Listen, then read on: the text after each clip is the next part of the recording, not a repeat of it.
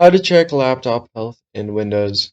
What's up everyone? In today's video, I'll be taking you through a step-by-step guide on how you can check your laptop health on Windows. Let's just get right into it.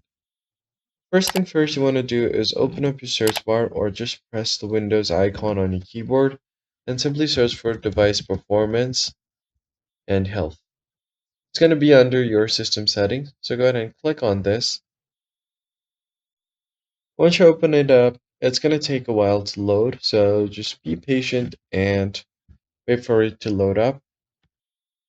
Once that is done, it's going to show you your health report. First one is your storage capacity. If you have any issues regarding storage, it's going to show up right here. Then you have your battery life. If your battery life is degraded significantly, it's going to show it right here, as well as your apps and software issues will be shown here as well.